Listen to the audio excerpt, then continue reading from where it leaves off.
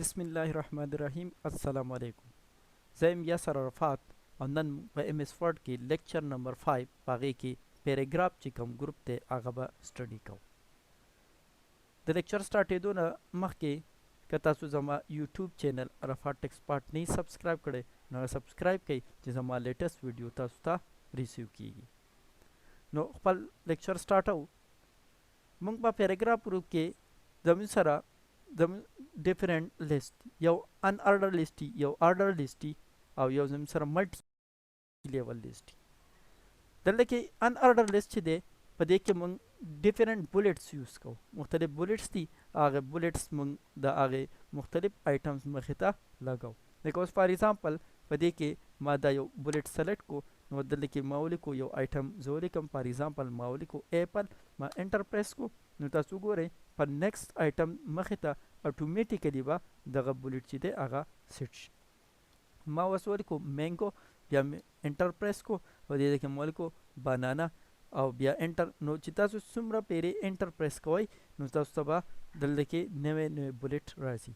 اوس که زه چې دا لاین چې دی دا د دې لیست حصه نه شوی، په دې کې دا بولټ نه وی نو تاسو بیک سپیس د کیبورډ نه پریس کړئ نو تاسو سره به دا بولټ وران شي.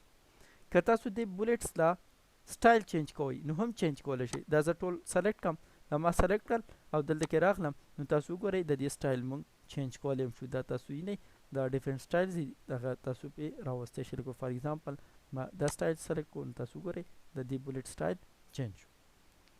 نو اوس که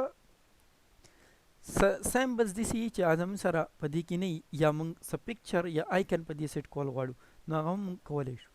اول ګورو چې په دې باندې به که یو سیمبل په دې لیست کې نه وي هغه به موږ څنګه راولو.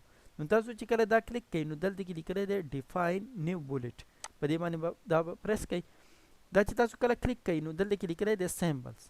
په دې سیمبلز به کلیک کوئ. چې سیمبلز کلیک کوئ نو دلته کې دا ډیفرنٹ فانټس دي، تاسو د دې ځای نه ډیفرنٹ ګروپس سلیکټ کولی شئ.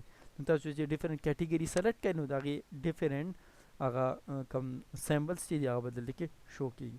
اوس فار ایگزامپل په دې کې زه نه یو سیمبل سلیکټ کړم. فار ایگزامپل دا سیمبل ما سلیکټ کړو، دا سیمبل ما سلیکټ کړو. دلته کې به اوکې پریس کوئ.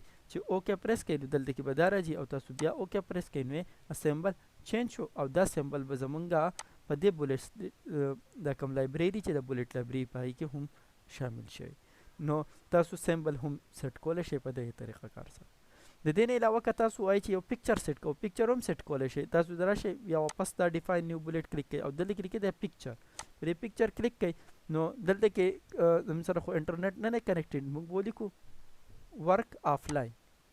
دا چې کله تاسو کلیک کوئ نو تاسو د کمپیوټر هغه ډایرکټریز به راشي چې کوم ډایرکټري کې ستاسو سره پکچر وي هلته تاسو راغستی شئ. لکه اوس فار ایگزامپل زه ډیسکټاپ باندې زما سره څه پکچرس دی.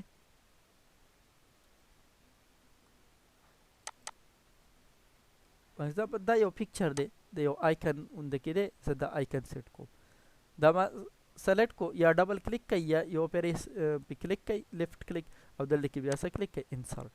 دا انسرټ کلیک کوئ نو تاسو وګورئ دا راځي. بیا اوکې پریس کوئ. چې اوکې پریس کوئ نو تاسو وګورئ دلته کې ستاسو پکچر راغی. دا تاسو کتی هم شئ. زه لږ زوم کوم تاسو ته به ښکاري. تاسو وګورئ زما هغه پکچر دلته کې سیټ شو.